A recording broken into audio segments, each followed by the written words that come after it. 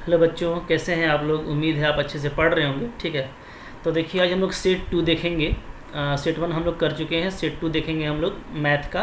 ठीक है, class 9th के लिए 40 नंबर का एग्ज़ाम है और आपको 1.5 घंटा का टाइम मिलता है। तो सेट 1 अगर आप नहीं देखे हैं तो देख लीजिए, क्योंकि बहुत ही अच्छा क्वेश्चन था उसमें, एग्ज़ाम के लिए बिल्कुल इंपॉर्टेंट है, आ सकता है, अच्छे से देख लीजिए। ठीक है, तो अब देखिए सेट 2 को हम लोग देखेंगे। फॉर्मेट वही है कि आपको वेरी शॉर्ट क्वेश्चन जो होगा तो आपको साथ में कोई 5 क्वेश्चन करना है। ठीक है, आपको शॉर्ट वाला में भी साथ में कोई 5 क्वेश्चन करना है और लॉन्ग वाला में आपको 3 क्वेश्चन करना है आउट ऑफ 5। ठीक है, पहला वाला 2-2 नंबर का है तो आपको 10 नंबर यहाँ से मिल जाएगा।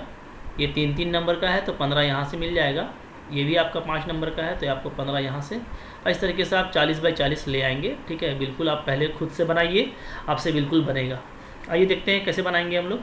ये सेक्शन ए यहाँ पे है। ठीक है, सेक्शन ए में कैसा कैसा क्वेश्चन है। पहला क्वेश्चन ये है कि चतुर्भुज है आपको, यानी क्वाड्रिलेटरल है, जिसका 3 कोण आपको दिया हुआ है। ठीक है, और चौथा कोण पूछता है। तो चौथा कोण कैसे निकालेंगे, तो देखिए ऐसा हम लोग करेंगे, मान सकते हैं आप, माना। ठीक है, चौथा कोण क्या है, चौथा कोण आपका x है, मान लेते हैं। ठीक है, तो चौथा कोण अगर मेरा x डिग्री है तो क्या होता है, चारों कोणों का योग कितना होगा, चारों कोणों का योग हो जाएगा आपका 360 डिग्री। ठीक है, पढ़े हैं, चतुर्भुज के चारों कोणों का योग कितना होता है, 360 डिग्री। देखिए 3 कोण आपका दिया हुआ था, 100, 98 और 92। ठीक है, चौथा हम लोग x ले लिए, सबको जोड़ने से 360 आ गया। अब इधर देखिए ये कितना हो रहा है, तो 100 है, ये 98 है, ये आपका कितना है 92, तो ये आपका हो गया 290। ठीक है, क्योंकि 190 तो यहाँ से हो गया है ना, और 100 ये 290 हो गया, प्लस x बराबर कितना हो गया 360। ठीक है, ओके। अच्छा, अब देखिए यहाँ से हम लोग x निकालेंगे तो कितना आ जाएगा, 360 माइनस 290। ठीक है, कितना होता है, ये आपका हो गया 70 डिग्री। तो x आपका क्या हो गया, 70 डिग्री हो गया। यही आपका आंसर है। क्लियर है। ठीक है, चलिए आगे बढ़ते हैं। इसके बाद जो है हम लोग ये देखेंगे कि आकृति ए में AOB 60 डिग्री है तो ACB निकालना है। ठीक है, आकृति यानी फोटो देखिए यहाँ पे दिया हुआ है आपको, हमको ACB पूछ रहा था। हम आपको बताए थे कि अगर ये x है, अगर ये x है तो ये कितना होता है, ये x बटा का 2 होता है। ठीक है, तो ACB क्या हो जाएगा, एंगल ACB क्या हो जाता है, एंगल AOB का आधा होता है। ठीक है, ये है आपका 60 बटा का 2 कीजिएगा, कितना आ जाएगा 30 डिग्री। तो ये आपका आंसर हो गया। ठीक है, तो बहुत जल्दी जल्दी बन रहा है ये सब क्वेश्चन, देख रहे हैं। आगे देखिए, फिर ये क्वेश्चन है आपका कि दी हुई, ठीक है, दी हुई किरण के प्रारंभिक बिंदु पर 90 डिग्री का कोण बनाना है, क्वेश्चन नंबर 3। ठीक है, उसको हम लोग कैसे करते हैं, आपको एक जो है किरण ले लीजिए, मान लेते हैं मेरा किरण है। ठीक है, BA, ये मेरा कोई किरण है। ठीक है, इसमें प्रारंभिक बिंदु जो है मान लेते हैं ये है मेरा। ठीक है, इस पर 90 डिग्री का कोण कैसे बनाते हैं, तो आप क्या कीजिए, एक जो है चाप लीजिए। ठीक है, चाप को ऐसे काटिए और यहाँ पे, ठीक है, B को केंद्र मान करके एक हम लोग चाप काट लेंगे इस तरीके से। ठीक है, पेंसिल लगा के बरकाल में, फिर यहाँ पे रखेंगे ना पॉइंट को। ठीक है, और उसी रेडियस से, जो रेडियस आप लिए थे उसी रेडियस से आप यहाँ पे कट कीजिएगा, फिर यहाँ पे आपका कट होगा। ठीक है, फिर उसी से आप कट कीजिएगा तो यहाँ पे ऐसे कट होगा, यहाँ पे ऐसे कट होगा, ये आप कट करने जानते होंगे। ठीक है, फिर इस बिंदु को, ये जो आपका 2 बार कट हुआ है ऐसे, इस बिंदु को इस बिंदु से मिला दीजिए। ठीक है, जब आप मिलाइएगा तो इस तरीके से ये मिलेगा। ठीक है, ये जो बनेगा तो यही क्या हो जाएगा, हमारा 90 डिग्री होता है। ठीक है, आपको पता है, इस तरीके से हम लोग 90 डिग्री बनाते हैं, ये आपको बना करके दिखा देना है। ठीक है, क्वेश्चन नंबर 4 बोलता है एक त्रिभुज का क्षेत्रफल निकालिए, भुजा है 3, 4 और 5। इसको आप ऐसे कीजिएगा, हियर यानी यहाँ पर ऐसे लिखिएगा। ठीक है, क्या है तो आप देख सकते हैं, A को ले लीजिए 3, B को ले लीजिए 4 और C को ले लीजिए 5। ठीक है, तो S क्या होता है, S का फॉर्मूला होता है A + B + C बटा का 2, यानी क्या हो जाएगा 3 + 4 + 5 बटा का 2, कितना हो जा रहा है 12 बटा का 2, यानी 6 आ गया सेंटीमीटर। ठीक है, ये आपका S आ गया। तो जो त्रिभुज का क्षेत्रफल होता है वो क्या होता है, तो एरिया ऑफ ट्रायंगल होता है हीरो सूत्र से S - A S - B S - C। ठीक है, का पूरा का √। ठीक है, अब इसमें आप वैल्यू डाल दीजिए। S कितना है, S है 6। ठीक है, फिर ए कितना है 3, फिर बी कितना है 4 और सी कितना है 5। तो कितना मान आ जाएगा? मान आ जाएगा देखिए आपका 6 गुना 3 गुना 2 गुना 1, ठीक है। तो 6 तिया 18 दुना कितना हो जा रहा है आपका? ये हो जा रहा है हमारा 36, ठीक है। 36 का स्क्वायर रूट कितना होता है? 6। अभी चूंकि एरिया है तो इसका यूनिट होगा सेंटीमीटर स्क्वायर, ठीक है। तो क्षेत्रफल निकालना था इस तरीके से, बहुत आसानी से आप निकाल सकते हैं, ठीक है। चलिए आगे बढ़िए। फिर है क्वेश्चन नंबर 5। 5 में क्या बोलता है कि प्रथम 5 प्राकृतिक संख्याओं का माध्य ज्ञात कीजिए, ठीक है। तो माध्य बताया था आपको, माध्य क्या होता है? माध्य निकालने का तरीका ये होता है कि जितना भी आपको ऑब्जर्वेशन दिया हुआ है सबको जोड़ करके क्या कीजिए, नंबर ऑफ ऑब्जर्वेशन से भाग कर दीजिए, ठीक है। मतलब कैसे निकालेंगे? तो यहाँ पे ऐसे होगा 5 का आंसर, 5 का उत्तर ऐसे लिखिएगा आंसर, ठीक है। कि माध्य बराबर क्या होगा? माध्य बराबर हो जाएगा आपका, ठीक है, प्रेक्षणों का योग, प्रेक्षणों का योग, ठीक है, बटा का प्रेक्षणों की संख्या, प्रेक्षणों की संख्या यानी ऑब्जर्वेशन का सम और ऑब्जर्वेशन का नंबर। तो यहाँ पे प्रथम 5 प्राकृतिक संख्या को लेना है, यानी 1 + 2 + 3 + 4 + 5, ठीक है। और टोटल कितना है? टोटल 5 संख्या है। तो देखिए इसको जोड़िए, कितना आ जाएगा? 3 और 3 6 और 4 10 और 5 15। तो 15 बटा का 5 कितना हो जाएगा? 3 हो जाएगा। यही आपका माध्य हो गया, ठीक है। तो बहुत आसानी से देखिए क्वेश्चन बन रहा है, इसी तरीके से आपको बनाना है, ठीक है। फिर देखिए क्वेश्चन नंबर हम लोगों का कितना है? 6 है, ठीक है। 6 में क्या बोलता है कि जो आंकड़ा दिया हुआ है इसका बहुलक निकालिए, ठीक है। तो बहुलक के बारे में आपको हम बताए थे, बहुलक कैसे निकालते हैं। तो बहुलक क्या होता है? बहुलक होता है सबसे, ठीक है, सबसे अधिक बार आने वाला आंकड़ा, सबसे अधिक बार, ठीक है, आने वाला आंकड़ा, ठीक है। यानी जो डेटा सबसे ज़्यादा बार आया है, ठीक है, मैक्सिमम टाइम्स आया है, उसी को बहुलक बोलते हैं। तो यहाँ पे देखिए कौन सबसे ज़्यादा बार आया है ना। तो अब देखिए 3, 1 2 3 4 बार आया है, जबकि 2 आपका 2 ही बार आया है, ठीक है। 4 एक ही बार है, 5 भी एक ही बार है। तो सबसे अधिक बार कौन आया है? 3 आया है। तो यहाँ पे बहुलक कितना हो जाएगा? 3 हो जाएगा, ठीक है। आंसर हो गया। चलिए आगे बढ़िए। क्वेश्चन नंबर 7 बोलता है एक क्रिकेट मैच में एक महिला बल्लेबाज खेली, ठीक है। 30 बॉल में वो 6 बार चौका लगाती है। तो चौका मारने की प्रायिकता ऐसे लिखिएगा। चौका मारने की प्रायिकता क्या होगा? तो जो है चौका की संख्या बटा का कुल गेंद की संख्या ना। तो चौकों की संख्या ऐसे बोल सकते हैं, चौकों की संख्या मैंने कितना बार 4 मारी है, बाउंड्री लगाई है, बटा का कुल गेंदों की संख्या, ठीक है, कुल गेंदों की संख्या। देखिए इसको ऐसे भी बोल सकते हैं, क्योंकि ऊपर वाला तो नीचे पे डिपेंड करता है ना।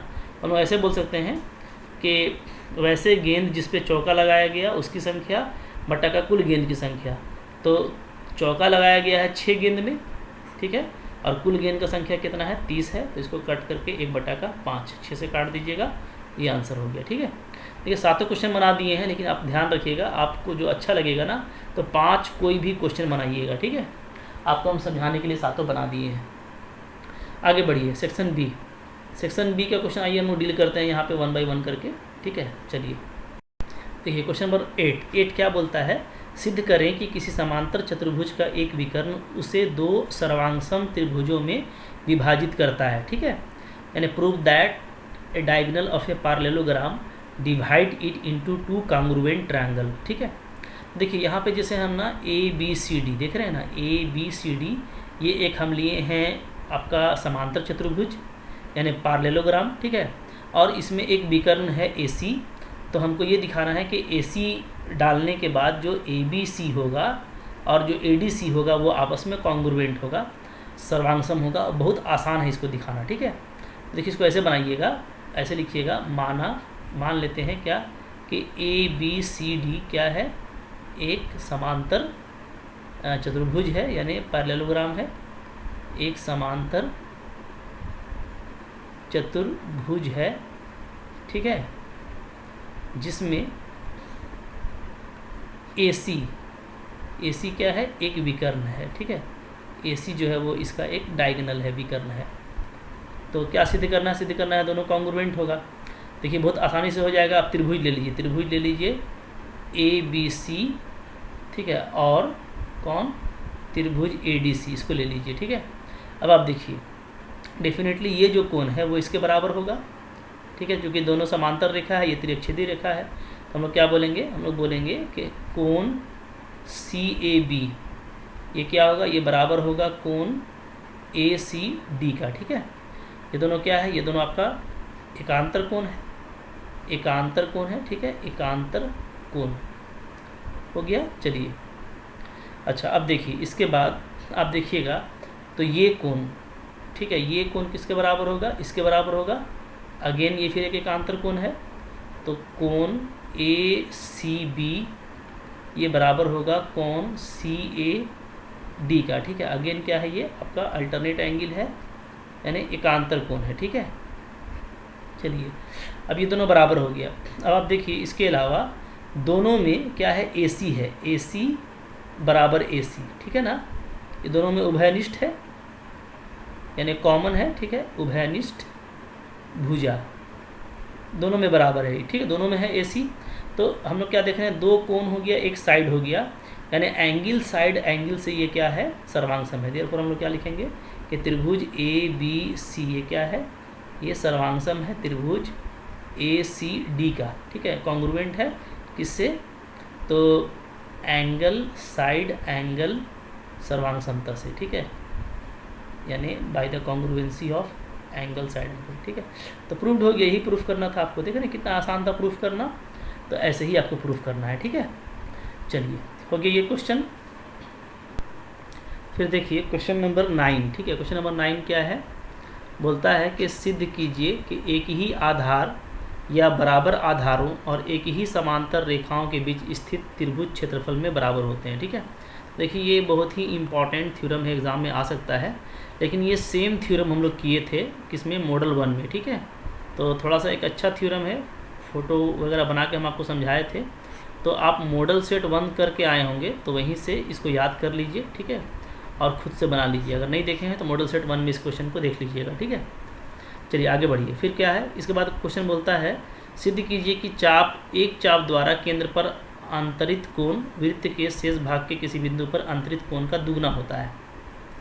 तो prove that angle subtended bye an arc at the centre is double the angle subtended bye it at any point on the remaining part of circle, ठीक है। देखिए जो हम लोग का आज का दूसरा क्वेश्चन था वो इसी के थ्योरम पे बेस्ड था, ठीक है। तो बहुत ही इंपॉर्टेंट थ्योरम है और एग्ज़ाम में बिल्कुल आ सकता है। इसका 3 केस बनेगा, तो तीनों केस को हम लोग देखेंगे अच्छे से, अब बहुत आराम से समझेंगे। आइए इसको समझते हैं, ठीक है। देखिए कैसे बताएंगे। देखिए तो इसमें क्वेश्चन नंबर 10 में 3 तरह का केस बनेगा, ठीक है। इसको अच्छे से देखिए, हम 3 तरह का फिगर बनाए हैं यहाँ पे। ये है मेरा फिगर 1, ठीक है, इसको हम लोग बोलेंगे केस 1, ठीक है, इसको हम लोग बोलेंगे केस 2, और ये हम लोगों का होगा केस 3, ठीक है। तो तीनों केस पे बात करना है, क्योंकि आपको बोलता है कि चाप के द्वारा केंद्र पर जो कोण बनेगा, ठीक है, केंद्र पर जो आंतरिक कोण होगा, जो सबटेंड होगा एंगल, वो किसी और बिंदु पर आंतरिक कोण का दुगना होता है, ठीक है। तो हम लोग यहाँ पे 3 तरह का चाप का बात कर रहे हैं। जैसे देखिए यहाँ पे जो चाप है, तो यहाँ से लेके यहाँ तक है, ठीक है, ये इस चाप का बात कर रहे हैं, ठीक है, ये छोटा सा चाप, हाँ, ये पूरा जो आप देख रहे हैं, इसको हम लोग क्या बोलेंगे? इसको हम बोलेंगे लघु चाप, ठीक है। तो केस 1 जो है वो है आपका लघु चाप द्वारा, ठीक है, यानी आपका माइनर आर्क के द्वारा, ठीक है, बाई माइनर आर्क, ठीक है। अच्छा केस 2 जो है, इसमें हम लोग देखिए, इसमें इतना बड़ा चाप हम लिए हैं, मतलब बड़ा लिए हैं, ठीक है, यहाँ से लेकर के पूरा यहाँ तक ये चाप लिए हैं, ठीक है। तो इसमें क्या है? इसमें पूरा हम लोग लघु चाप पे बात करेंगे, दीर्घ चाप पे बात करेंगे, ठीक है। ये केस जो है वो क्या है? वो है हमारा दीर्घ चाप द्वारा, ठीक है। अच्छा उसके बाद केस 3 जो है, इसमें हम लोग पूरा देखिए जस्ट आधा लिए हैं, यानी अर्धवृत्त का भाग लिए हैं, ठीक है। तो अर्धवृत्त का चाप कह सकते हैं आप इसको, ठीक है। पूरा ये देख रहे हैं अर्धवृत्त है, ये पूरा ब्लू वाला, ठीक है ना। तो ये जो है हम लोग का ये है क्या है? ये है हमारा अर्धवृत्त चाप द्वारा। तो एक तो हम लोग छोटा देख लेंगे, एक बड़ा और एक बीचों बीच का, ठीक है। तीनों केस को हम लोग देखेंगे। तो अब देखिए यहाँ पे हमको जो साबित करना है वो ये कि ये जो कोण है, ये कोण से क्या होता है, ये कोण दुगना होगा किस कोण से, इससे। ये हमको आपको पहले ही बताए थे कि अगर ये x होगा तो ये 2x होगा, ठीक है।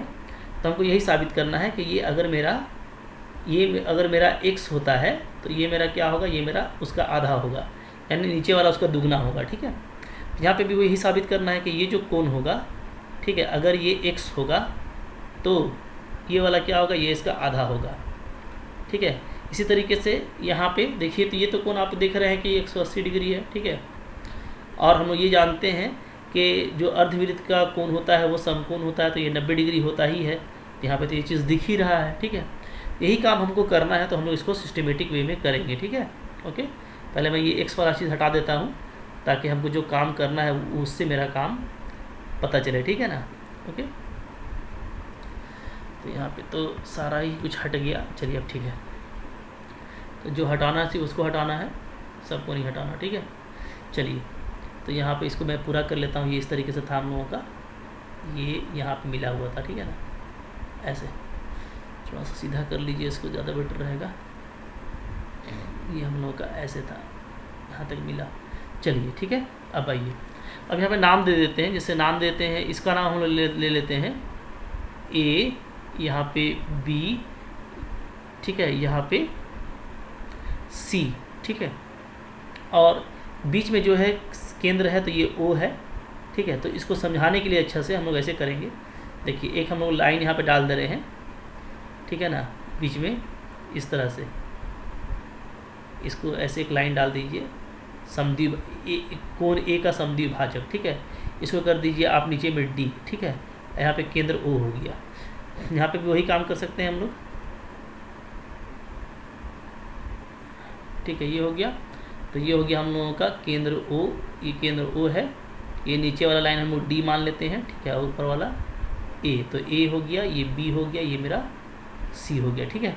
तो जो आर्क है वो बी सी है, यहाँ पे भी बी सी, यहाँ पे भी बी सी, और यहाँ पे भी हम लोगों का बी सी, ठीक है। चलिए अब इसी को काम करेंगे हम लोग। देखिए यहाँ पे बहुत आसान है काम करना, कैसे देखिए ना, ध्यान दीजिएगा बच्चे से। हाँ, आपको हम ये दिखा रहे हैं कि ये देखिए ये क्या है, ये है आपका ओ बी, ये रेडियस है, त्रिज्या है, और ये क्या है, ये है ओ ए, ये भी त्रिज्या है, तो ये दोनों बराबर होता है, ठीक है। ओके, तो हम लोग क्या लिखेंगे, हम लोग लिखेंगे कि ठीक है, चित्र में ठीक है, त्रिभुज, कौन सा त्रिभुज देख रहे हैं हम लोग त्रिभुज देख रहे हैं ए ओ बी, ठीक है, के लिए। इसमें अगर आप देखिएगा तो हम लोग क्या देखेंगे, हम लोग ये देखेंगे कि क्या है डेफिनेटली, ठीक है। अच्छा, ये ओ को डी तक बढ़ाए हैं, ध्यान दीजिएगा ना, यहाँ पर आप लिख लीजिएगा ए ओ को डी तक बढ़ाया, डी तक बढ़ाया गया, ठीक है। इसको बढ़ा लीजिए, हाँ, तो काम करने में आपको आसानी होगा। तो ए ओ को ही हम लोग कहाँ बढ़ाए हैं, डी तक बढ़ाए हैं, ठीक है। अब देखिए हम लोग ये देखते हैं कि ओ ए और ओ बी ये दोनों बराबर होगा, ठीक है। क्यों, दोनों क्या है, दोनों आपका त्रिज्या है, ठीक है। अच्छा, अगर ये दोनों बराबर हो गया तो हमारा ओ ए बी क्या हो गया, समद्विबाहु त्रिभुज हो गया, ठीक है। तो समद्विबाहु त्रिभुज में क्या होगा, फिर जो कोण बराबर है, कौन सा, ओ ए बी, ये बराबर हो जाएगा किसका, ये बराबर हो जाएगा आपका ओ बी ए का, ठीक है। ओ ए बी और ओ बी ए बराबर हो जाएगा, यानी आधार का कोण, ठीक है।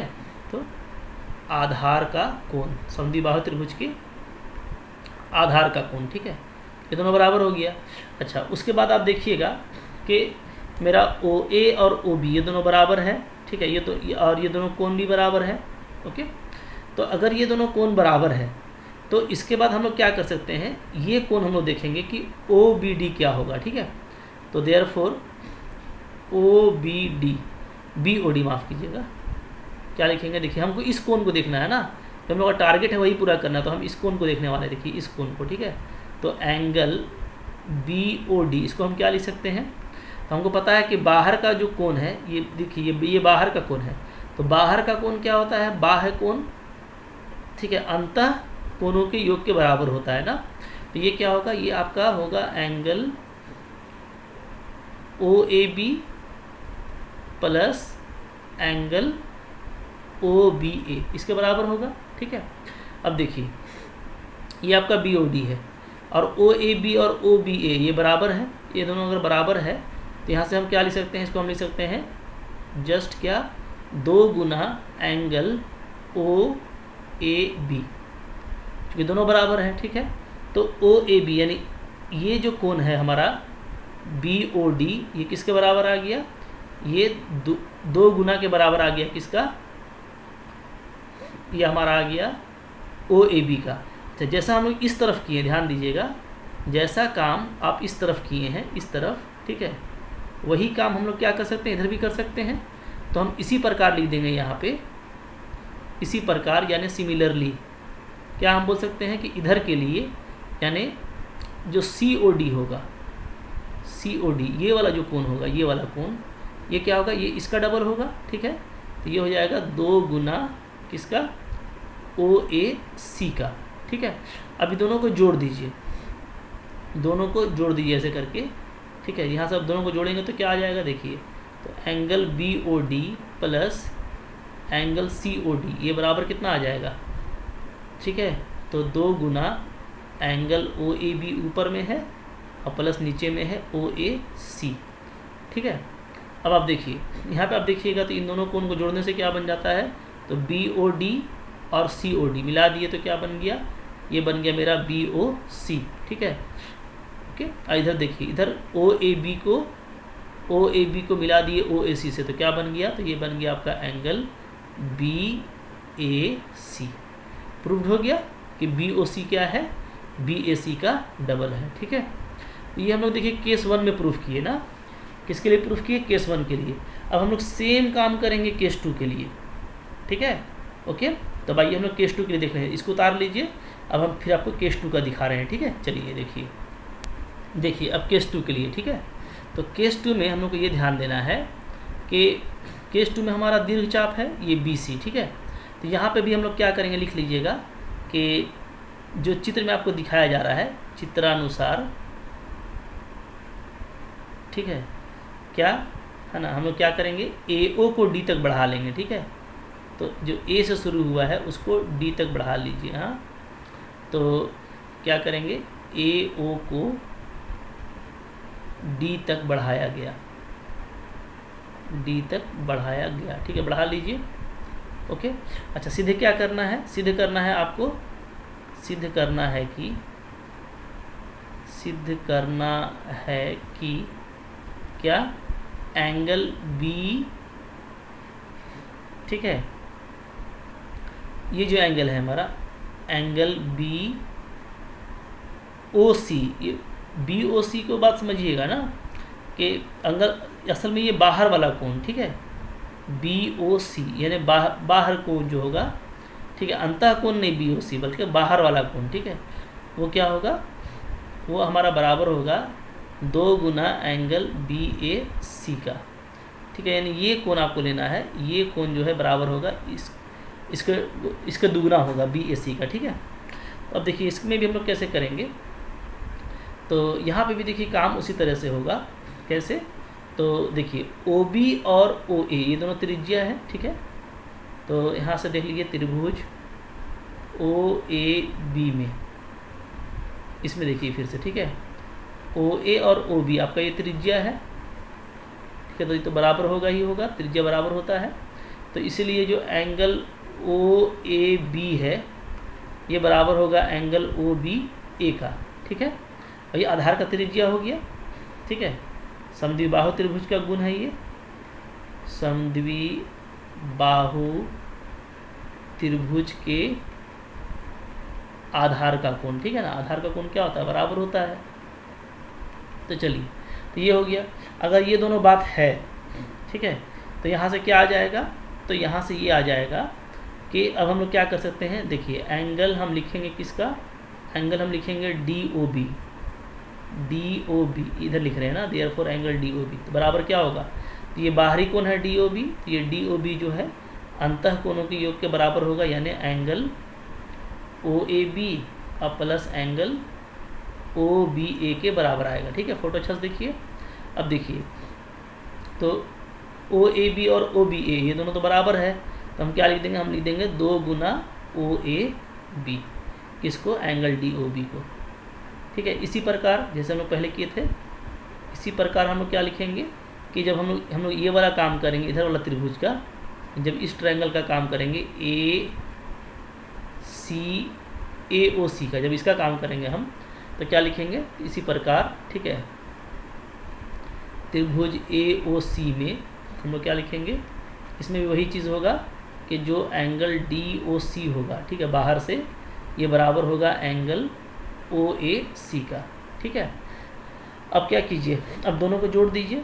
ठीक है, तो दोनों को जोड़ देंगे तो क्या आ जाएगा, therefore angle D O B plus angle D O C, इधर जोड़ देंगे तो 2 गुना हो जाएगा एंगल ओ ए बी और plus angle O A C. ठीक है, यहाँ से देखिएगा, यहाँ से ये आ जाएगा कि आप देखिए बढ़िया से, ये जो डी ओ बी और डी ओ सी है, तो डी ओ बी और डी ओ सी ये जोड़ने से क्या हो जाता है, ये हो जाता है एंगल बी ओ सी बाहर से। ठीक है, बाह्य कोण, यहाँ पे मैं लिख देता हूँ बाह्य कोण। ठीक है, बाहर का कोण, अंदर का कोण नहीं। ठीक है, बराबर होगा किसका, 2 गुना एंगल बी ए सी का, क्योंकि इन दोनों को जोड़ेंगे तो क्या आ जाएगा, बी ए सी आ जाएगा पूरा जोड़ने से। ठीक है, क्लियर है।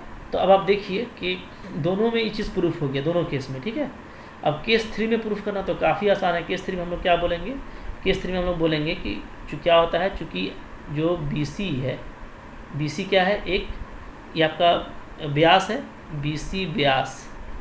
ठीक है, केंद्र पर कितना कोण बनाएगा, 180 डिग्री बनाएगा, केंद्र पर 180 डिग्री बनाता है।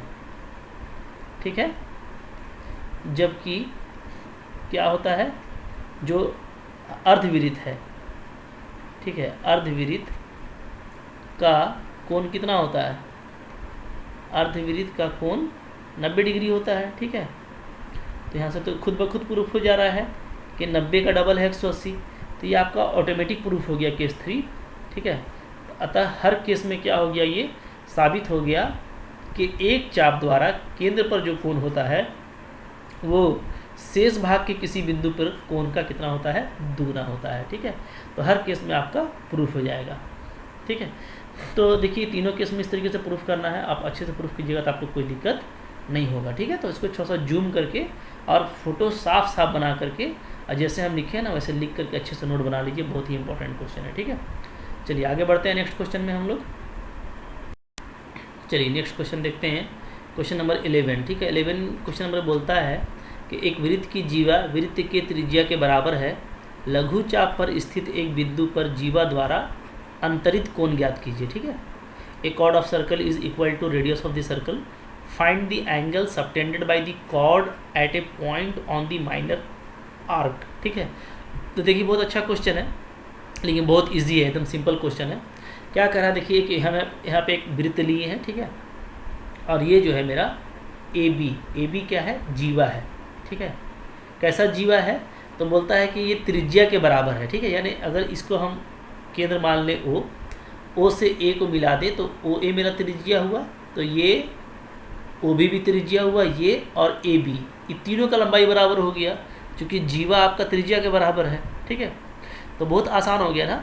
तो डेफिनेटली अगर ये तीनों बराबर है तो ये क्या हो गया, आपका हो गया समबाहु त्रिभुज, यानी इक्विलेटरल ट्रायंगल। तो हर एंगल इसका कितना हो जाएगा, 60 डिग्री हो जाएगा। ठीक है, ये इसका हो गया 60 डिग्री। ठीक है, तब आपको बोलता है कि लघु चाप पर, तो देखिए ये जो है इसको हम बोलेंगे लघु चाप, क्योंकि ये जीवा है। ठीक है, तो जीवा के इधर जो छोटा सा हिस्सा बचा उसको हम लोग क्या बोलेंगे, इसको हम लोग बोलेंगे लघु चाप। ठीक है, और जो ऊपर वाला हिस्सा बचा ये पूरा, ये जो पूरा हिस्सा बच रहा है यहाँ से आपका, यहाँ से लेके पूरा ये वाला, ठीक है, ये क्या कहलाएगा, ये कहलाएगा आपका दीर्घ चाप, ये याद रखिएगा। ठीक है ना, तो क्या बोलेंगे, इसको हम लोग बोलेंगे दीर्घ चाप। ठीक है, तो अभी आपको लघु पे पूछा है, तो देखिए तो लघु पे हम लोग पढ़े हैं ना कि केंद्र पे जो कोण बनता है। ठीक है, तो जैसे मान लीजिए लघु पे अगर कोण कहीं पे बनाना पड़ेगा हमको, तो मान लीजिए कि हमको जैसे यहाँ पे हम लोग एक ले लेते हैं छोटा सा, ठीक है। इसे मान लीजिए हमको बनाना है लघु पे, ये ए से और बी से मिला दीजिए, ये बिंदु बन गया आपका सी। तो आपको निकालना है ए सी बी, ठीक है। तो ए सी बी क्या होगा, ये जो कोण है मेरा ए सी बी, ये पूरा ए से सी और बी से सी, तो ए सी बी क्या होगा, तो ए सी बी जो होगा ये इस पूरे कोण का आधा होगा, ठीक है। क्योंकि सामने वाला कोण लेते हैं हम लोग, अभी हम लोग पढ़े थे इससे पहले, ठीक है। तो ये अगर मेरा मान लीजिए एक्स है, तो इसका आधा कितना होगा, ये होगा आपका एक्स बटा का 2, ठीक है। तो बार बार हम एक्स लेके समझा रहे हैं, लेकिन हम लोग यहाँ पे काम ज़रूरत नहीं है कि हर जगह एक्स ले, हम बस इसको लिख देंगे, ठीक है। चलिए, तो कैसे करना है, तब तो बहुत आसान हो गया। ये अगर 60 है तो ये पूरा कितना होगा, तो पूरा तो 360 होता है, तो ये हो गया आपका 300, ठीक है। अगर आप देखिएगा तो ये 300 हो जाएगा, और तब उसका आधा कितना हो जाएगा, ये आपका हो जाएगा 150। तो आपका 150 डिग्री ही आंसर आएगा। इसको हम बना करके दिखाएंगे, ठीक है। तो ऐसे करेंगे, माना, ठीक है, क्या कि ए बी जो है, ठीक है, ए बी जीवा है, जीवा है, ठीक है। ओ केंद्र है, ओ क्या है, केंद्र है, ठीक है। अच्छा, देयरफॉर क्या हो जाएगा, ए बी बराबर हो जाएगा ओ बी बराबर हो जाएगा ओ ए, ये तीनों त्रिज्या के बराबर हो जाएगा, क्योंकि ये आपका दिया हुआ है, ठीक है। गिवन है, बोल रहा है कि जो जीवा है वो त्रिज्या के बराबर है, तो ये बराबर हो गया। तो इसलिए क्या हो गया, जो त्रिभुज हमारा ओ ए बी है, ओ ए बी क्या हो गया, वो हो गया आपका समबाहु त्रिभुज, समबाहु है, ठीक है। त्रिभुज ओ ए बी क्या है, समबाहु है। अगर ये समबाहु है तो कोण ए ओ बी ये क्या हो जाएगा, ये आपका हो जाएगा 60 डिग्री, प्रत्येक कोण 60 डिग्री होता है, ठीक है।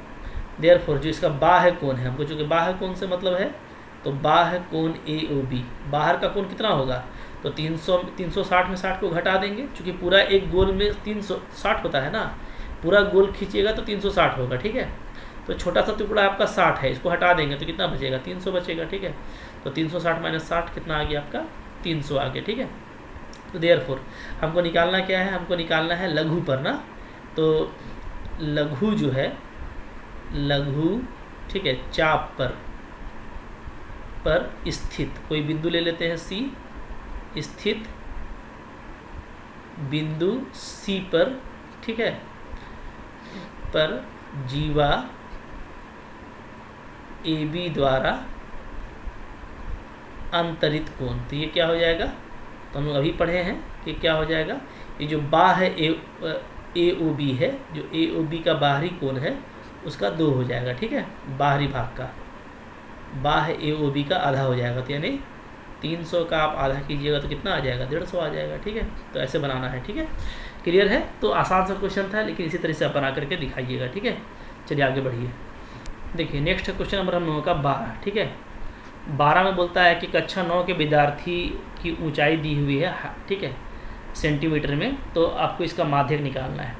देखिए माध्यक निकालने का तरीका क्या होता है, सबसे पहले आप इसको ना बढ़ते हुए क्रम में सजा दीजिए, ठीक है।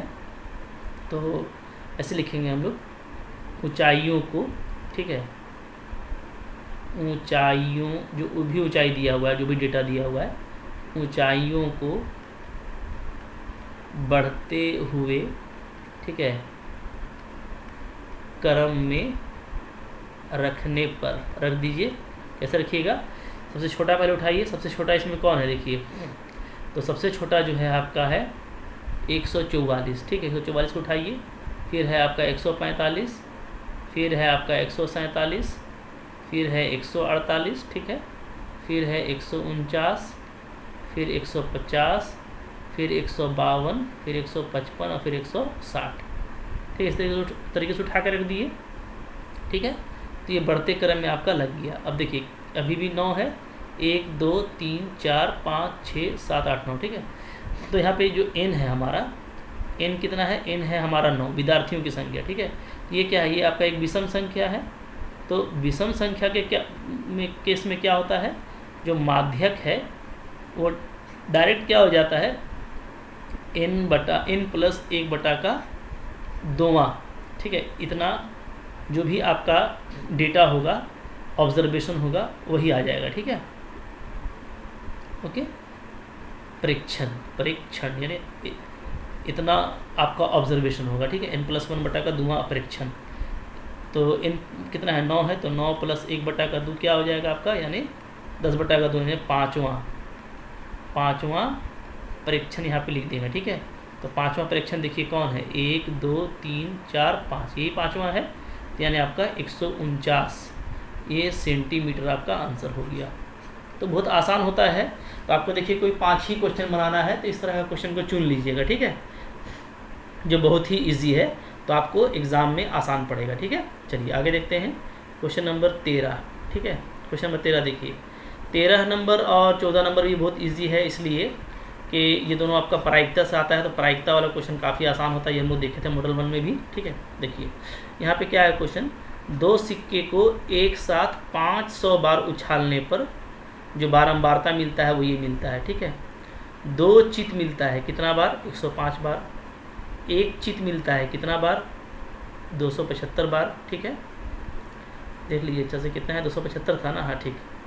तो 1 चित आपको मिलता है 275 बार, ठीक है। और कोई चित नहीं मिलता है आपको कितना बार, 120 बार, ठीक है। ये मिल गया। तो आपको क्या बोलता है, प्रत्येक घटना की प्रायिकता बताइए, ठीक है। प्रत्येक घटना की प्रायिकता, अब देखिए ये 105 है ना, पहले हम लोग देख लेते हैं कि कुल जो घटना है वो कितना बार आया है, ठीक है। तो यहाँ पे जो चित है आपका, 2 चित 105 बार आया है, ठीक है। तो कुल परिणाम कितने हो गए, ठीक है, कुल परिणामों की संख्या, कुल परिणामों की संख्या देखिए, तो यहाँ पे कितना है, 105 बार आया है 2, फिर 275 बार आया है 1, और 120 बार आया है कोई चित नहीं, ठीक है। इसको जोड़िएगा, 275 और 105 आपका हो गया 380, और 120 कितना आ रहा है, 500 आ रहा है टोटल पूरा, ठीक है। तो कुल परिणाम कितना हो गया, 500, ठीक है। तो अब देखिए 2 चित आने की प्रायिकता, हाँ, तो 2 चित आने की प्रायिकता, तो प्रायिकता का सूत्र क्या होता है, ठीक है, 2 चित आने की संख्या बटा का कुल परिणामों की संख्या। तो 2 चित कितना बार आ रहा है, 105 बार आ रहा है, और कुल कितना है 500 है, तो इसे कर दीजिए, ठीक है। 5 से काट दीजिए, 5 दूना 10, 5 का 5, और नीचे में आपका हो जाएगा 100, ठीक है। तो ये हो गया पहला। फिर आपको क्या बोलता है, 1 चित आने की प्रायिकता, तो फिर निकालिए 1 चित आने की प्रायिकता, ठीक है, 1 चित आने की प्रायिकता। तो देखिए 1 चित कितना बार आ रहा है, तो ये आपका आ रहा है 275 बार, ठीक है। और टोटल कितना है, टोटल 500 है। फिर से इसको 5 से कट कीजिए, तो 25 हो जाएगा, फिर आपका 2 25 25 हो गया, नीचे में 100। फिर से एक बार कर सकते हैं, तो 5 11 बटा का 20 हो जाएगा, ठीक है, ओके। तो इस तरीके से आपका ये आ गया। फिर कोई चित नहीं, ये भी आप निकालना है, ठीक है। तो कोई चित, ठीक है, नहीं आने की प्रायिकता, नहीं आने की प्रायिकता, ठीक है। ये कितना हो जाएगा, इसमें जो है कुल संभव परिणाम कितना है, 120 है, और कुल परिणाम कितना है, 500 है, ठीक है। इसको फिर से आप अगर कट कीजिएगा 5 से, तो आपका हो जाएगा ठीक है, 5 दूना 10, और 25 8 40, ठीक है। 5 से कट कीजिएगा तो क्या हो जाएगा, 5 दूना 10, 5 का 20, ठीक है। नीचे में हो जाएगा मेरा 100। अब इसको फिर आप 4 से काट सकते हैं, तो 4, ठीक है, 4 6 24, और आपका 25 चौके 100, तो ऐसे आ जाएगा, ठीक है। तो ये आपका आंसर हो गया। तो इस तरीके से आपको बनाना है एग्जाम में, बहुत आसान होता है, बस खाली देखना है और टोटल से भाग कर देना है, तो इसको आपको बहुत इजी पड़ेगा, ठीक है, इस तरह का क्वेश्चन, ठीक है। चलिए आगे बढ़ते हैं, फिर देखते हैं नेक्स्ट क्वेश्चन क्या है हम लोगों का। देखिए नेक्स्ट क्वेश्चन है क्वेश्चन नंबर 14, ठीक है। तो 14 नंबर क्वेश्चन देखिए क्या है, बोलता है 2 बच्चों वाले 1000 परिवारों पर, ठीक है, यादृच्छिया चयन किया गया, यानी रैंडम सिलेक्शन किया गया है। तो ये आंकड़ा मिला कि ऐसे परिवार जिसमें 2 लड़के पाए जाते हैं 135 परिवार है, 1 लड़का होने वाला 675 परिवार है, और ऐसा परिवार जिसमें कोई लड़का नहीं है वो 190 परिवार है, ठीक है। बोलता है कि प्रायिकता ज्ञात करना है आपको। तो ये भी बहुत, देखिए मॉडल सेट 1 में ऐसा क्वेश्चन था, अगर आप उसको किए होंगे तो वीडियो पॉज करके इसको खुद से बना लीजिए, ठीक है, आपसे बन जाएगा। हाँ, एक बार आपसे बन जाएगा ना तो कॉन्फिडेंस आ जाएगा, ठीक है।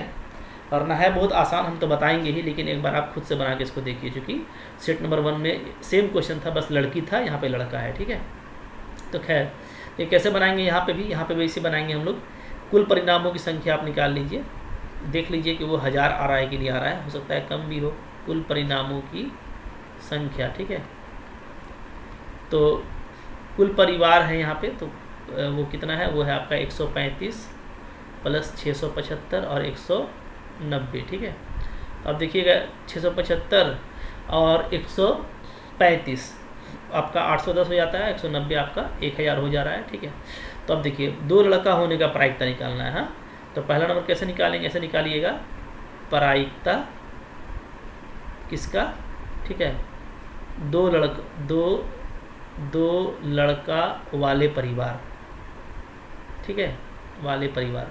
तो 2 लड़का वाले परिवार कितने हैं, तो देखिएगा तो 135 है, ठीक है, 135 देख रहे हैं, ऊपर में 2 लड़का है, नीचे में 135 परिवार ऐसा है, और टोटल कितना है 1000, तो ये 1000 हो गया। इसको आप चाहे तो 5 से काट दीजिए, ठीक है, 5 दूना 10 हो गया और 5 सत्ते 35 हो जाएगा, ठीक है, और नीचे में आपका कट जाएगा कितना, तो 200 आ जाएगा, ठीक है, क्लियर है। तो ऐसे आपको बनाना है, बहुत आराम से बन जाएगा। अब दूसरा बनाना है कि एक लड़का हो, यानी प्रायिकता आपको निकालना है जिसमें क्या हो, ऐसा परिवार का जिसमें एक लड़का है, ठीक है, एक लड़का वाला परिवार, एक लड़का वाला परिवार, ठीक है। एक लड़का वाला परिवार का संख्या कितना है, देखिए 175 है, यहाँ पे दिख रहा है नीचे में, तो 675 है बटा का 1000, इसको भी आप चाहिए तो 5 से कट कर दीजिए, 5 का 5 हो जाएगा, 1 17 हो गया, 5 या 15, 25 25, ठीक है, नीचे में आपका 200, ठीक है। चाहे तो फिर से एक बार 5 से कट कर सकते हैं, 5 दूना 10, ठीक है, 5 सत्ते 35, और नीचे आपका कितना आ जाएगा, नीचे आपका आ जाएगा 40, ठीक है, क्लियर है। तो इस तरीके से आपको बनाना है, कोई आपको इसमें दिक्कत नहीं होने वाला है, ठीक है, क्लियर है। चलिए आगे बढ़ते हैं। फिर तीसरा जो क्वेश्चन था वो था कि ऐसा परिवार जिसमें कोई लड़का ना हो, ठीक है, तो प्रायिकता है ना किसका, ठीक है, परिवार जिसमें कोई लड़का ना हो, जिसमें कोई लड़का ना हो, ठीक है। तो ये देखिए क्या है, तो ये देखिएगा आप 0 है, तो 0 है मैंने कोई ऐसा सॉरी 190 है, माफ़ कीजिएगा 190 है ना, चूँकि 0 तो लड़का है, मतलब जिसमें कोई लड़का नहीं है उस ऐसा परिवार 190 है, ठीक है। तो भाग कीजिएगा 1000 से, तो 1 0 1 0 कट जाएगा, तो कितना आ जाएगा 19 बटा का आपका 100 आ जाएगा। देखिए कितना आसान होता है प्रायिकता का क्वेश्चन, इसलिए हम बोलते हैं कि चूँकि आपको 5 ही क्वेश्चन करना है साथ में, तो आप प्रायिकता वाला क्वेश्चन कर सकते हैं, मेहनत कम है और नंबर आपको पूरा बहुत जल्दी बन जाता है, ठीक है, क्लियर है। चलिए आगे बढ़ते हैं, देखते हैं इस बात कौन क्वेश्चन है। क्वेश्चन नंबर आ गया आपका, अच्छा 14 ही तक था, तो आपका सेक्शन बी पूरा हो गया है, ठीक है। अब आइए सेक्शन सी देखते हैं। सेक्शन सी में कौन कौन सा क्वेश्चन है, देखिए इसमें भी याद रखिएगा आपको कोई भी 3 ही क्वेश्चन बनाना है 5 में, हम तो आपको 5 बना दे रहे हैं, इसलिए मेरा समय मत देखिएगा कि हम कितना टाइम लग रहा है, ठीक है, क्योंकि आपको कम क्वेश्चन करना है और हम ज़्यादा क्वेश्चन कर रहे हैं, ठीक है ना, इसलिए थोड़ा सा टाइम हमको लग रहा है, लेकिन आप एग्ज़ाम में बनाएंगे तो आपका बहुत जल्दी ही क्वेश्चन खत्म हो जाएगा, ठीक है। तो क्वेश्चन नंबर क्या है, 15, सिद्ध करें कि त्रिभुज की एक भुजा के मध्य बिंदु से दूसरी भुजा के समांतर खींची गई रेखा तीसरी भुजा को समद्विभाजित करती है। बहुत ही इंपॉर्टेंट थ्योरम है, ठीक है। देखिए क्वेश्चन नंबर जो हम लोग का 15 है, बोलता है इसमें कि, ठीक है, थ्योरम देख लिए, तो इसमें क्या करना है हम लोगों को कि एक ट्रायंगल जैसे हम बना लिए हैं ABC, ठीक है, और ABC में AB का मध्य बिंदु E है, ठीक है, ओके। तो हम लोग क्या करेंगे ना कि AB के समांतर एक हम लोग रेखा C से CM खींच लेंगे, ठीक है, और फिर हम लोग सर्वांग समता का यूज करके ये दिखाएंगे कि F हमारा क्या है, वो मध्य बिंदु है किसका, AC, ठीक है। तो यहाँ पे देखिए ऐसे बनाएंगे, लिखेंगे माना क्या ABC, ठीक है, एक त्रिभुज है, ठीक है, जिसमें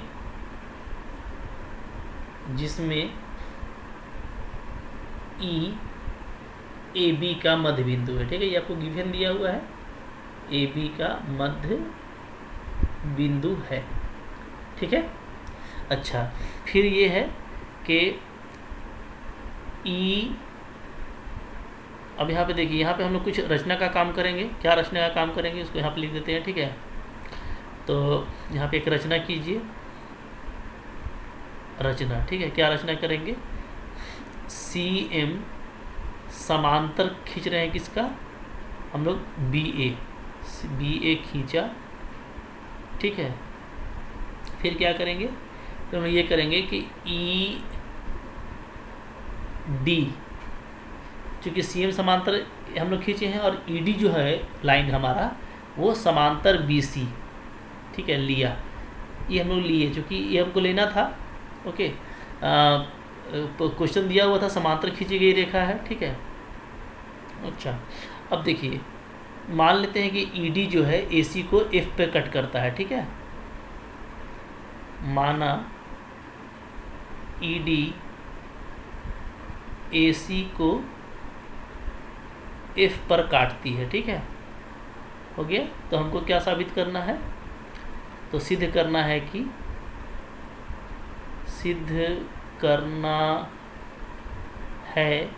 कि क्या कि F जो है वो AC का मध्य बिंदु, यही सिद्ध करना है, ठीक है। क्या सिद्ध करना है? F AC का मध्य बिंदु है, ठीक है। देखिए बहुत आसानी से सिद्ध हो जाएगा। ये जो रचना आप किए हैं ना, तो ये रचना बिल्कुल जो है हम लोग जिन्विन किए हैं क्वेश्चन के हिसाब से। तो क्वेश्चन हमको बोल रहा था कि मध्य बिंदु से एक समांतर रेखा खींचना है, तो BC का समांतर रेखा खींचेंगे, ठीक है, जिसको हम आगे तक बढ़ा रहे हैं D तक, ठीक है, जो CM को D पर मिलती है। तो हम लोग क्या करेंगे? तो हम लोग जो है अब यहाँ पे थोड़ा सा काम करेंगे, बहुत आसानी से प्रूफ हो जाएगा, ठीक है। तो ये कैसे प्रूफ करना है इसको, तो यहाँ पे लिख लीजिए इसको, ठीक है। अब देखिए यहाँ पे कितना इजी हो जाएगा काम करना हम लोगों का। हम लोग ये देखेंगे कि यहाँ पे हम लोग जो है ना त्रिभुज ले लेते हैं। तो देखिए त्रिभुज हम ले रहे हैं, त्रिभुज, ठीक है, त्रिभुज AEF तथा FCD में, ठीक है, दो त्रिभुज ले रहे हैं। तो आप देखिए पहले ये देख लीजिए कि ये कोण मेरा किसके बराबर होगा? इस कोण के बराबर होगा, एकांतर कोण, ठीक है। तो क्या होगा? एंगल AEF बराबर हो जाएगा एंगल FDC का, ठीक है। क्या है ये? चूँकि हम लोग जानते हैं, अभी लोग देखें कि AB जो है वो समांतर है किसका? CM का, ठीक है। तो ये एकांतर कोण हो गया, एकांतर कोण। तो एकांतर कोण बराबर होगा, ठीक है। तो चलिए ये दोनों बराबर हो गया। इसके बाद देखिए हम लोग ये देख रहे हैं कि ये कोण जो है इस कोण के बराबर होगा, इसको हम बोलेंगे शीर्षाभिमुख कोण, ठीक है। तो क्या हो जाएगा? एंगल AFE बराबर हो जाएगा आपका एंगल CFD का, ठीक है। तो हम लोग क्या बोलेंगे? हम बोलेंगे शीर्षाभिमुख कोण, ठीक है, शीर्षाभिमुख कोण, भिमुख कोण, ठीक है। यानी आपका अपोजिट वर्टेक्स एंगल, ये दोनों बराबर होता है, ठीक है। तो शीर्षाभिमुख कोण भी यहाँ पे बराबर हो गया।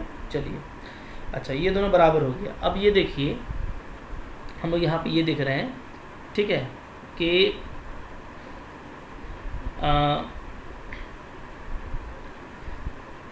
ये EB और DC ये आपका बराबर है, ध्यान दीजिएगा ना। क्या है? EB और DC बराबर है कंस्ट्रक्शन के हिसाब से, क्योंकि दोनों समांतर रेखा है। हम लोग जितना EB लिए हैं उतना ही हम लोग EF को D तक आगे बढ़ाए हैं, ठीक है। तो क्या है, चूँकि ऐसे लिखिएगा कि आपका EB इज इक्वल टू क्या है? EB इज इक्वल टू है मेरा CD, ठीक है। कहाँ से? तो ये आप लिख सकते हैं बाई कंस्ट्रक्शन, यानी चित्र से, ठीक है, जैसा हम लोग बनाए हैं चित्र से, ठीक है। अब देखिए EB, तो EB को हम क्या लिख सकते हैं? EB को हम लिख सकते हैं EA, चूँकि EB और EA तो बराबर है, E आपका मध्य बिंदु है, तो EA बराबर क्या हो जाएगा? CD हो जाएगा, ठीक है। क्यों? इसलिए कि हम लोग लिखेंगे कि चूँकि E क्या है आपका, चूँकि E जो है E AB का मध्य बिंदु है, मिडिल पॉइंट है, मध्य बिंदु है, ठीक है। देयरफॉर क्या होगा? देयरफॉर ये होगा कि AE और BE ये दोनों बराबर होगा, ठीक है। तो EB को हटा के हम EA लिख सकते हैं आराम से। तो EA और CD बराबर हो गया, ठीक है। तब देखिए EA और CD बराबर है, और ऊपर में आप देखिए 2 कोण भी बराबर है, ठीक है। तो फिगर को देख लीजिए, देखिए यहाँ पे आप देखिएगा EA और CD ये बराबर हो गया, ठीक है। और ये कोण इसके बराबर है, ये कोण इसके बराबर है। तो हम लोग क्या देख रहे हैं, हम लोग देख रहे हैं कि यहाँ पे एंगल साइड, ठीक है, इस क्राइटेरिया से ये दोनों क्या हो जा रहा है, सर्वांगसम हो जा रहा है, ठीक है। तो हम लोग क्या लिखेंगे, देयरफॉर ये जो ट्रायंगल है हम लोगों का, कौन कौन सा ट्रायंगल जो हम लोग लिए थे, क्या क्या लिए थे, AEF और FCD, ठीक है।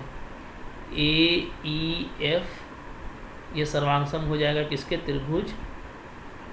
त्रिभुज CDF का, ठीक है, या FCD कुछ भी लिखिए। AEF ये सर्वांगसम हो जाएगा, AEF ये सर्वांगसम हो जाएगा किसका, ठीक है, CDF का लिखेंगे। अगर सिस्टमेटिक लिखिएगा तो क्या लिखिएगा, CDF, सर्वांगसम CDF, ठीक है। कहाँ से, तो आप लिख सकते हैं यहाँ पे एंगल साइड, ठीक है, सर्वांग समता से ये दोनों आपस में कॉन्ग्रुएंट हो गए, ठीक है।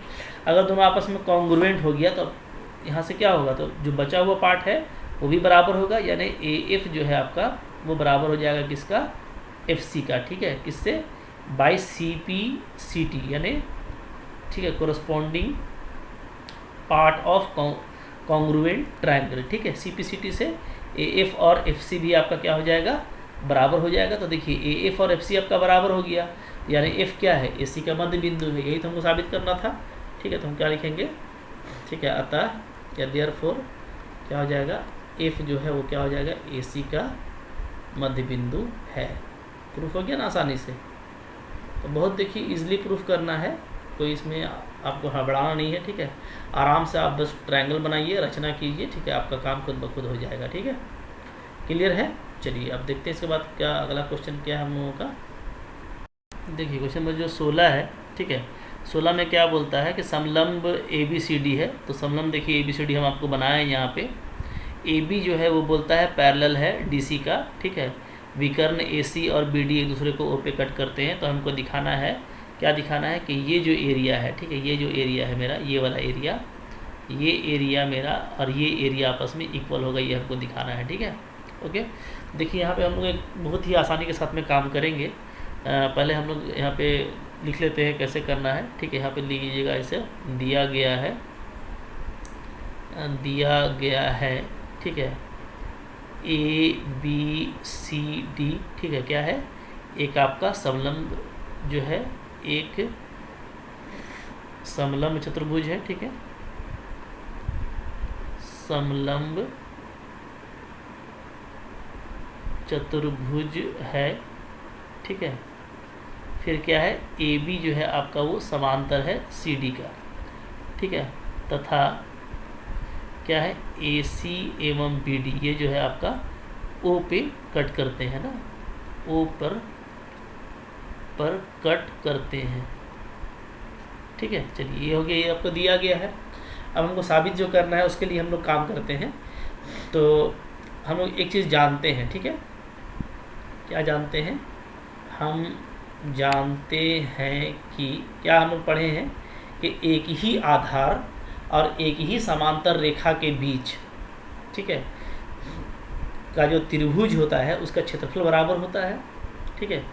ये हम लोग पढ़े थे, एक ही आधार और एक ही समांतर रेखा के बीच जो चतुर्भुज बनता है उसका भी क्षेत्रफल बराबर होता है और जो त्रिभुज बनता है उसका भी क्षेत्रफल बराबर होता है। ये पर में हम लोग मॉडल सेट 1 में पढ़े थे, ठीक है। तो हम लोग लिखेंगे, हम जानते हैं कि क्या, एक ही आधार,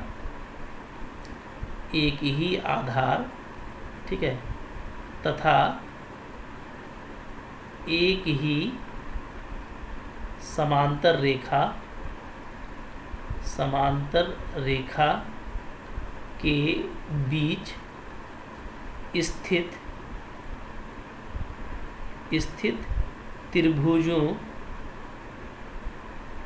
त्रिभुजों का क्षेत्रफल क्या रहता है, समान रहता है, ठीक है, का क्षेत्रफल समान होता है, ठीक है, ये हम जानते हैं, ठीक है। तो अब देखिए यहाँ पे क्या है, यहाँ पे हम लोग देख रहे हैं कि एक ही आधार है और एक ही समांतर रेखा के बीच में दो त्रिभुज है। कौन कौन त्रिभुज है देखिएगा, एक पूरा देखिए, एक पूरा ये त्रिभुज है जो हम आपको कलर कर रहे हैं, ठीक है, ये AOC ये पूरा हो गया, ठीक है। और दूसरा जो है आपका वो ये वाला है, कौन वाला, ये वाला आपका देखिएगा, तो ये वाला ABOBCD ये वाला, ठीक है। तो ये दोनों त्रिभुज का क्षेत्रफल क्या होगा, बराबर होगा। तो हम लोग यहाँ पे देखिए ऐसे लिखेंगे, ठीक है, क्या लिखेंगे, देयरफॉर क्या हो जाएगा, area of triangle, area triangle ACD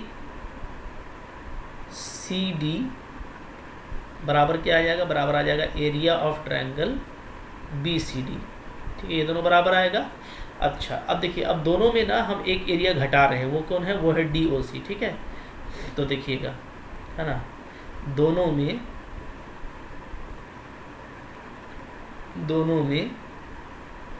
area of triangle COD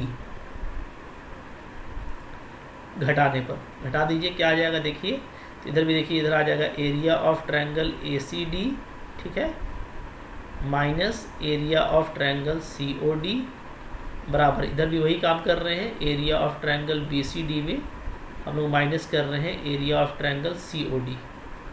अब देखिए होगा क्या, देखिए ना, अगर हम AOD में COD को घटा देंगे तो क्या बचेगा, देखिए ये वाला सिर्फ बचेगा। इसी तरीके से अगर हम BCD में COD को घटा देंगे तो क्या बचेगा, सिर्फ ये वाला बचेगा, ठीक है। और यही हमको प्रूफ करना था, तो यहाँ से आपको क्या बचेगा, तो यहाँ से आपके बचेगा this implies area of triangle क्या बचेगा, AOD बराबर इधर बचेगा आपका एरिया ऑफ ट्रायंगल BOC। देखिए अच्छा से, ठीक है, इधर आपका क्या बच रहा है, इधर आपका बच रहा है AOD, इधर आपका बच रहा है BOC, ठीक है। तो यही प्रूफ करना था। तो इस तरीके से देखिए ये प्रूफ हो जाएगा। बस आपको एक जो थ्योरम आप पहले पढ़े हैं, ठीक है, वो आपको यूज करना है, जो हम यहाँ पे लिखे थे ये वाला, ठीक है, ये वाला बात जो हम लिखे हैं वो आपको यूज करना है, ठीक है।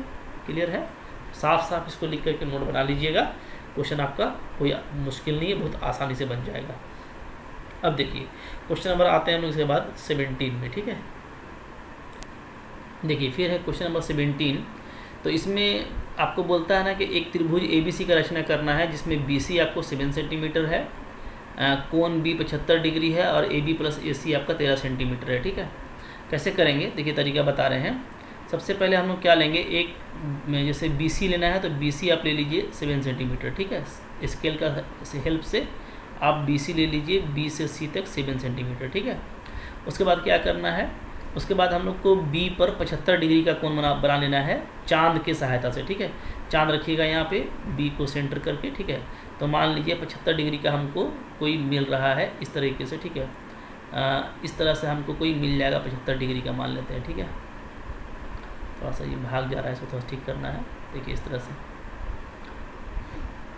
B तक ले आइए, ठीक है, B तक स्केल से मिलाइएगा आप, सीधा मिलेगा आपका, ठीक है। तो मान लेते हैं ये मेरा BX है, ठीक है ना, BX है जो मेरा यहाँ से 75 डिग्री बन रहा है, ये हम सपोज करते हैं, ठीक है, 75 डिग्री, ओके। अब क्या करना है, इसको हम लोग चांद से बना लिए, ठीक है। अब ये करना है कि जो हमको AB प्लस AC 13 सेंटीमीटर दिया है, तो हम क्या करेंगे, B को सेंटर मान करके और चाप ले लेंगे हम 13 सेंटीमीटर का, ठीक है। तो B को सेंटर मान करके और 13 सेंटीमीटर का रेडियस लेकर के हम लोग B से एक आर्क काटेंगे। सपोज कीजिए वो यहाँ पे कट रहा है, ठीक है, 13 सेंटीमीटर पे, हाँ। ये मान लीजिए मेरा D पे कटा, कहाँ पे, D पे, ठीक है। तो हम लोग क्या करेंगे, D को C से मिला देंगे, ठीक है, D को मिला दीजिए C से, इस तरीके से, ठीक है। तो D मिल गया मेरा C से। अब देखिए, अब जितना एंगल ये है आपका, इसको आप नाप लीजिए चांद से, ठीक है, और उतना ही सेम एंगल का आप C से एक लाइन बनाइए। सपोज कीजिए वो लाइन मेरा बन रहा है CY, ठीक है, एक लाइन मेरा मान लीजिए बना CY, है ना। तो वो उतना ही एंगल का बनेगा जितना एंगल कौन सा था, ये वाला था, ठीक है। ये दोनों बराबर एंगल का रहेगा। अब मान लीजिए ये CY मेरा कट कर रहा है किस पे, पॉइंट A पे कट कर रहा है, ठीक है। तो ये जो ABC बनेगा यही आपका रिक्वायर्ड ट्रायंगल होगा। और आप नाप के देख सकते हैं कि फिर ए बी और ए सी आपका 13 सेंटीमीटर आ जाएगा। ठीक है, यहाँ पे इसी तरीके से बनाना है इसको जैसे हम आपको बताए हैं। और रचना का चरण ऐसे लिखिएगा। ठीक है, रचना के चरण क्या करेंगे हम लोग सबसे पहले, है ना, बी सी बराबर 7 सेंटीमीटर का रेखाखंड लीजिएगा, का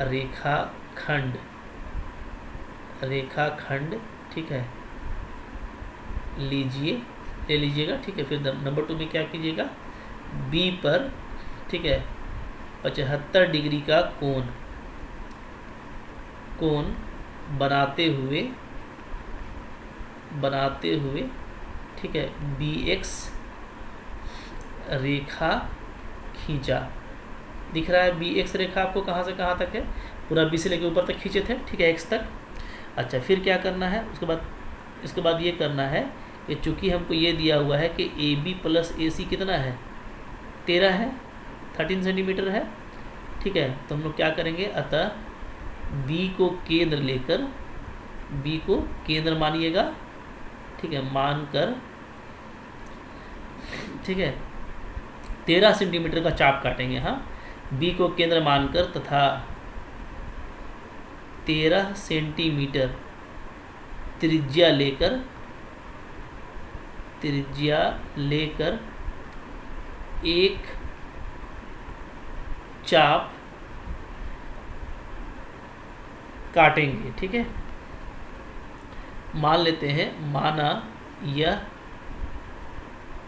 बी एक्स को डी पर काटती है। ठीक है, अब मान लीजिए कि ये बी एक्स लाइन को कहाँ पे कट कर रहा है, डी पे कट कर रहा है। ठीक है, जैसा हम आपको दिखाए थे, यहाँ पे डी पे कट कर रहा है, तो हम लोग क्या करेंगे, डी से सी को मिला देंगे। ठीक है, तो चौथा काम ये कीजिएगा, डी को सी से मिला दिए। ठीक है, चलिए अब क्या करना है, अब हम आपको बताए थे कि जो कोण बी डी सी है, बी डी सी बराबर कोण बनाना है हम लोगों को, जैसा बी डी सी था वैसा ही कोण हमको कैसा बनाना है, वैसा ही हमको कोण बनाना है डी सी वाई। ठीक है, बी डी सी बराबर डी सी वाई।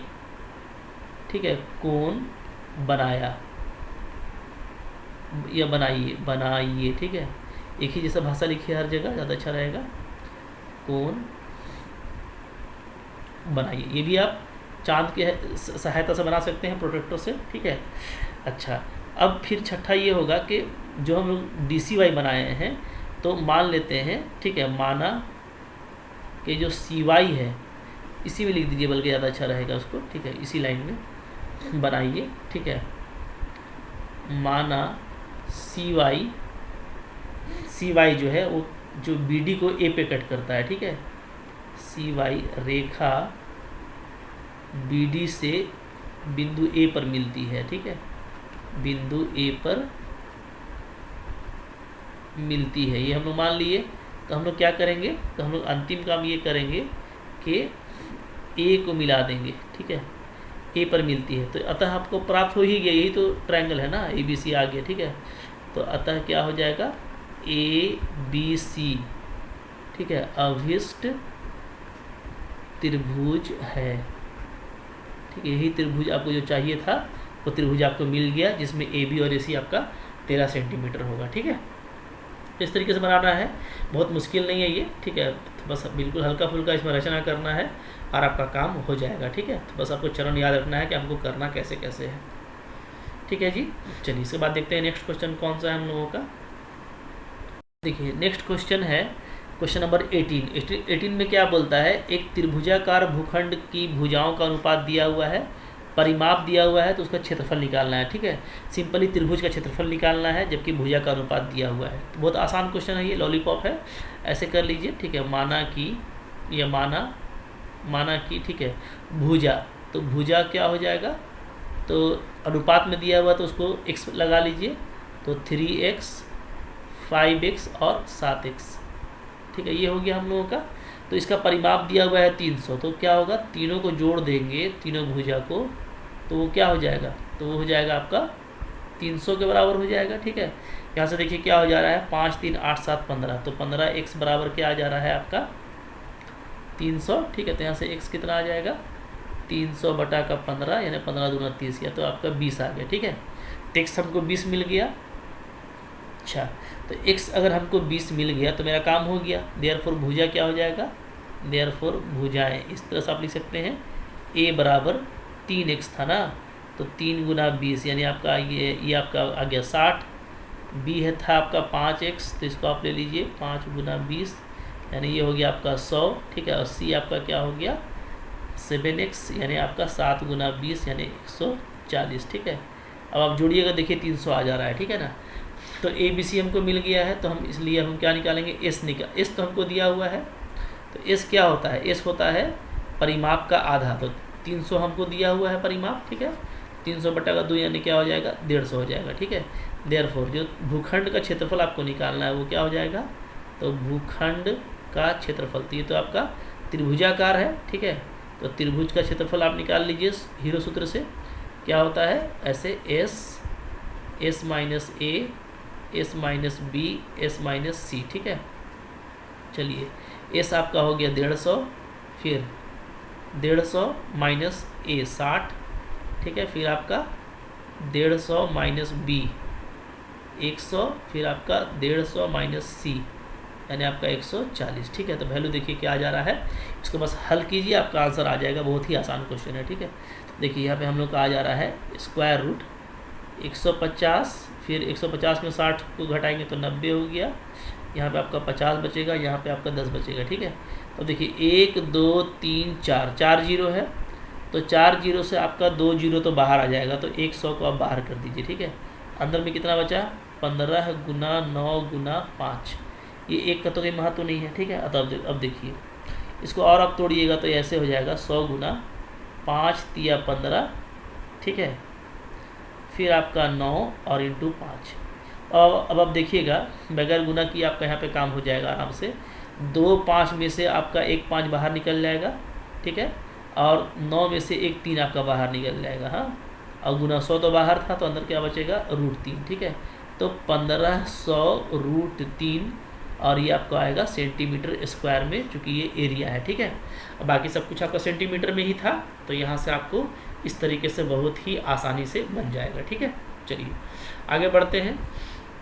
तो लास्ट क्वेश्चन देखेंगे हम लोग। लास्ट क्वेश्चन क्या है, ठीक है, चलिए देखिए। तो जो लास्ट क्वेश्चन है हम लोगों का वो तो बहुत आसान है, एग्ज़ाम के लिए अच्छा भी है आपके लिए, आप ज़रूर बनाइए इसको। ठीक है, तो इसमें आपको बोलता है कि इस तरह का अंतराल आपको लेना है। ठीक है, तो अंतराल पहले यहाँ पे आप जैसे हम लोगों का चूँकि ये क्वेश्चन तो पक्का है एग्जाम में आएगा। ठीक है, सेट 1 में भी हम लोग देखे थे और अभी हम लोग सेट 2 में भी देख रहे हैं, तो ये उसको कर लीजिए, बहुत ईजी होता है ना। तो हम लोग को जो अंतराल बनाना है वो इस तरीके से बनाने के लिए बोला गया है। कैसे कि सबसे पहले आप बनाइएगा 0 से 5। ठीक है, फिर बनाइएगा 5 से 10, फिर बनाइएगा 10 से 20, 10 से 15, 5-5 का गैप चलना है। ठीक है, यहाँ पे सबसे छोटा आंकड़ा कौन है तो देख लीजिएगा। ठीक है, तो सबसे जो छोटा आंकड़ा है आपका, सबसे छोटा आंकड़ा वो कौन है, वो है आपका 0। और सबसे बड़ा आंकड़ा कौन है, ठीक है, सबसे बड़ा आंकड़ा, सबसे बड़ा जो है, सबसे बड़ा जा रहा है वो है हम लोगों का, देखा जाए इसमें तो ठीक है, होता है 17 ही सबसे बड़ा है ना, 17 तो यही है। तो ठीक है, तो 15 से 20 तक भी जाएंगे तो हम लोग का काम ख़त्म हो जाएगा। ठीक है, तो 20 तक जाएंगे चूँकि 17 सबसे बड़ा आंकड़ा है। ठीक है, इससे बड़ा हमको मिलेगा नहीं। अब देखिए यहाँ पे कुल कितना है, तो कुल पहले जोड़ दीजिए, कुल आंकड़ा कितना है ये भी हमारा इम्पोर्टेंट है। कुल आंकड़ा, तो कुल जो आंकड़ा है वो है आपका, देखिए 1 2 3 4 5 6 7 8 9 10 11 12 13 14। ठीक है, 14 15 16 17 18 19 20 21 22 23 24 25 26 27 28 29 30। तो कुल आंकड़ा आपका कितना है, 30 है। तो हमारा जो यहाँ पे कुल है, टोटल जो है ना, टोटल यहाँ पे जो कुल होगा मेरा, वो मेरा 30 होना चाहिए। ठीक है, ओके। तो अब चलिए 0 से 5 को शुरू करते हैं। 0 से 5 में देखते हैं कि कितना हम लोगों के पास में आंकड़ा है। तो गिनना शुरू कीजिए। 5 को नहीं गिनिएगा, अंतिम वाला को नहीं गिनते, याद रखिएगा। ठीक है, शुरू वाला को गिनते हैं, शुरू वाला को गिनेंगे, अंतिम वाला को नहीं गिनेंगे। ठीक है, चलिए जीरो, जीरो को तो गिनेंगे तो हो गया 1, जो इसको गिन रहे हैं उसको काट दे रहे हैं, ठीक है।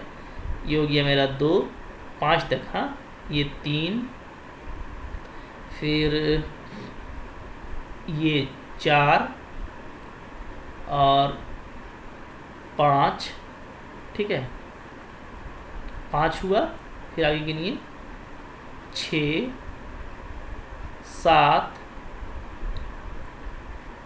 8, 9, 10, ठीक है। तो कितना आ गया, 10 आ गया ना।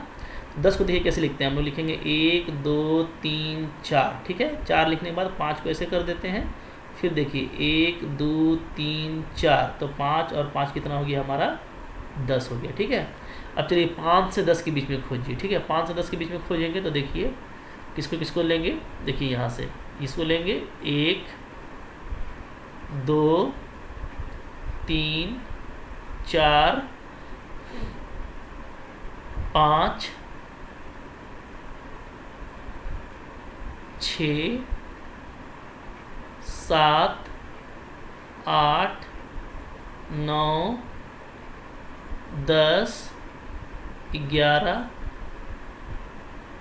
ठीक है, 12 13, देखिए 13 आ जा रहा है ना यहाँ तक। तो 5 से 10 के बीच में 13, 13 को कैसे लिखना है, देखिए 1 2 3 4, 5 हो गया, 1 2 3 4, 5 हो गया, 10 हो गया, 1 2 3, तो ये आपका हो गया 13, ठीक है। अब चलिए 10 से 15 के बीच में देखिए, 10 से 15 के बीच में देखेंगे कौन कौन है, तो देखिए 1 2 3 4 और 5, तो यहाँ पे 5 है, तो 1 2 3 4 और आपका गया एक 5, ठीक है। अब लास्ट बचा है मेरा 15 से 20, तो 15 से 20 के बीच में फिर से देख लेते हैं। तो 15 से 20 के बीच में देखिए कौन होगा, 1 और 1 2, सिर्फ 2 ही हो रहा है, तो 1 और 1 2, यहाँ पे हो गया आपका 2। अब जोड़ के देखिए सब पूरा हो रहा है, तो 10 और 13 23, 23 और 5 28 और 2 30, तो सही आ गया। तो यही आपका बारंबारता बंटन सारणी है, बहुत ही आसान है, लॉलीपॉप था, आपको बहुत अच्छा लगा होगा, ठीक है। तो ये सब क्वेश्चन देखिए, आपको चूँकि लास्ट में 3 ही क्वेश्चन करना है ना, बड़ा वाला 5 में, तो आप ना उस सब क्वेश्चन का चुनाव कीजिएगा जो थोड़ा सा आसान हो, ठीक है। हो सकता है आपको रचना में मुश्किल हो, थ्योरम में मुश्किल हो, तो आप ये बारंबारता सारणी वाला बना लीजिए, इससे ऊपर जो क्षेत्रफल था उसको बना लीजिए। तो सोच समझ के आप बनाइएगा तो एग्ज़ाम आपके लिए बहुत आसान है, बहुत ही इजी वे में आपसे क्वेश्चन आएगा, ठीक है। तो आई होप देखिए आपको बहुत अच्छा लगा तो इसको लाइक ज़रूर कीजिएगा, और सिर्फ अपने तक नहीं रखिए, इसको अपने दोस्तों के साथ में शेयर कीजिए। जितना शेयर करेंगे ना, तो ज्ञान जितना बांटते हैं उतना बढ़ता है, ठीक है। और देखिए आपको अच्छा लगा तो लाइक ज़रूर कीजिएगा, ताकि हम आगे का वीडियो भी आपको बना करके देंगे, क्योंकि मेहनत का काम है, ठीक है।